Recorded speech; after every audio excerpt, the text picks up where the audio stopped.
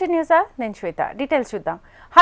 ఖైరతాబాద్ నియోజకవర్గ పరిధిలోని బంజారా భవన్లో నిర్వహించిన రేషన్ కార్డుల పంపిణీ కార్యక్రమంలో గందరగోళం నెలకొంది.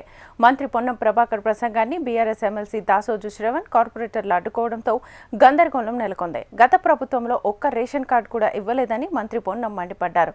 కేసీఆర్ హయాంలో 6 లక్షల రేషన్ కార్డులు ఇచ్చామని దాసోజు శ్రవణ్ బదులిచ్చారు. సమస్యలు చెబుతామని బీఆర్ఎస్ కార్పొరేటర్లు ప్రయత్నించడంతో మంత్రి పొన్నం ఎమ్మెల్యే దానం నాగేందర్ ఆగ్రహం వ్యక్తం చేశారు.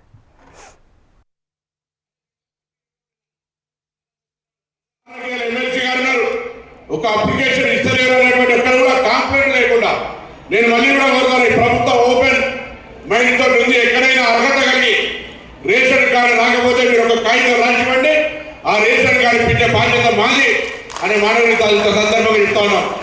మీరు చెప్పినట్టుగా 6 లక్షల చిల్లర రేషన్ కార్డు ఉండొచ్చు.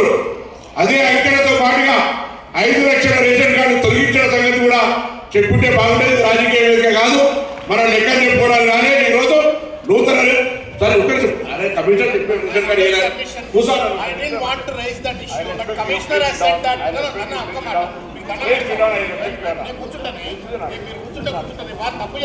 ఈరోజు అదే చెప్తాను, అందుకే చెప్తాను. వాటిని ఇప్పుడు కోడికి ఎంటికెళ్ళి లెక్క పెట్టాలి, గుడ్డుకి ఎంటికెళ్ళి లెక్క పెట్టాలని సాధ్యం లేదు. ప్రభుత్వం మేము ఉన్నాం.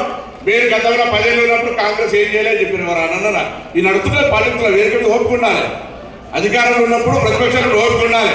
ఉదాహరణకి ఎమ్మెల్సీ గారు ఉన్నారు.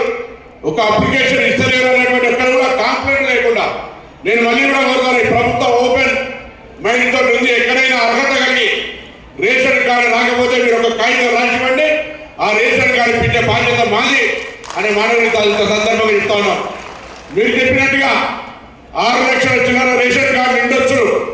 అదే అంకెలతో పాటుగా 5 లక్షల రేషన్ కార్డు తొలగించిన సంగతి కూడా చెప్పుంటే బాగుండేది. రాజకీయ వేదిక కాదు, మనం లెక్క చెప్పుకోవడానికి కానీ ఈరోజు నూతన కమిషన్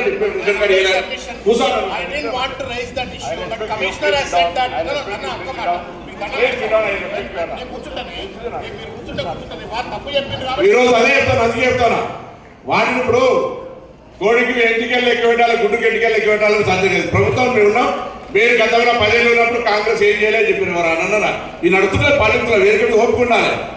అధికారంలో ఉన్నప్పుడు ప్రతిపక్షాలు ఓపుకుండాలి.